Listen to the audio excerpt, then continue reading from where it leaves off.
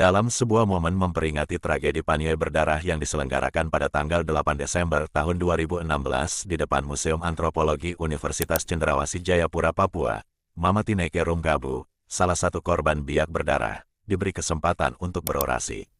Dengan suara lantang berbaur kepedihan, ia memberi kesaksian tentang pelanggaran HAM di Papua, khususnya di Biak, sebuah kisah kelam yang menimpanya pada tanggal 6 Juli tahun 1998 yang silam.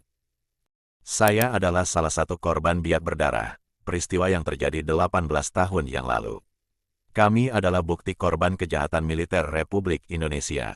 Militer itu tugasnya menjaga, yakni menjadi pagar untuk melindungi masyarakatnya, bukan membunuh. Kalau dia membunuh masyarakat, dia mau menjaga siapa lagi? Jaga binatang-binatang atau jaga apa? Tanggal 6 Juli tahun 1998, di mana tragedi yang memakan ratusan korban, di antaranya perempuan dan anak-anak. Banyak perempuan yang diperkosa, perempuan-perempu dibunuh, perutnya disobek dan bayinya dikeluarkan. Perempuan-perempuan itu alat vitalnya dibakar, dimasukkan lilin ke dalam vagina. Apakah ini perbuatan manusia atau perbuatan biadab? Kami semua lahir dari rahim perempuan Papua, tapi rahim perempuan Papua tidak dihargai oleh militer Republik Indonesia. Kami adalah saksi yang melihat sendiri bagaimana kejahatan dan kebengisan militer Republik Indonesia. Tidak ada manusia yang keluar dari lubang batu. Semua manusia itu lahir dari rahim seorang perempuan. Begitupun orang Papua. Apakah rahim yang menjadi tempat tinggal selama 9 bulan dan menjadi pintu keluar ke dunia ini layak diperlakukan seperti itu? Kami perempuan mengatakan, tidak, tidak, tidak, hentikan ini, cukup. Kami juga manusia yang Tuhan ciptakan sama seperti saudara-saudara di wilayah Indonesia lainnya. Kami juga diciptakan sama seperti kamu. Kami bukan monyet, kami bukan anjing, kami juga manusia sama seperti manusia lainnya di dunia ini.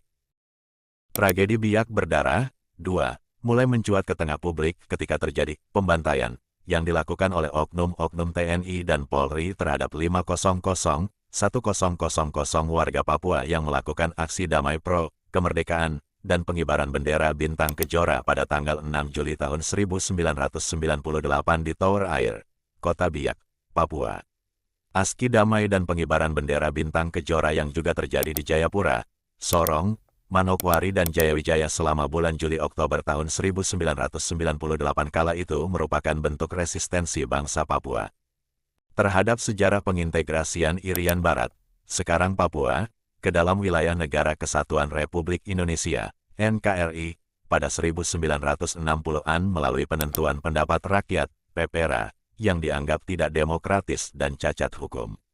Mereka menilai Perserikatan Bangsa-Bangsa, PBB, telah melanggar hak mereka untuk menentukan nasib sendiri, sebagaimana yang diakui di dalam Piagam PBB, Perjanjian Internasional mengenai hak-hak sipil dan politik, dan hukum-hukum internasional lainnya tentang hak asasi manusia, HAM. Aksi tersebut juga merupakan bentuk protes terhadap berbagai pelanggaran HAM dan ketidakadilan di Papua, yang disebabkan oleh militerisme dan timpangnya kebijakan pembangunan di wilayah Papua dalam hal transmigrasi, Undang-Undang Otonomi Khusus, eksploitasi sumber daya alam, maupun turisme.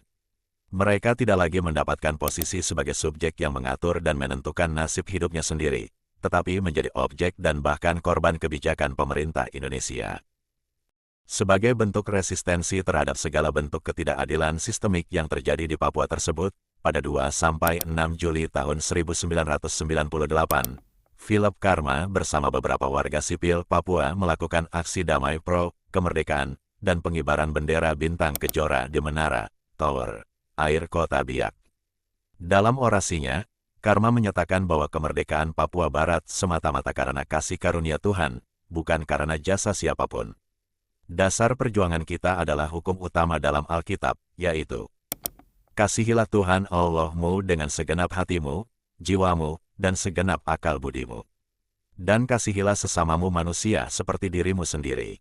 Oleh karena itu, kemerdekaan Papua Barat tidak boleh dinodai oleh pertumpahan darah. Kita harus menjunjung tinggi hak asasi manusia. Ini baru perjuangan yang benar. Jadi, jika kita hanya bersenjatakan Alkitab dan nyanyian rohani, polisi tidak akan menembak kita. Els HAM 1999 11.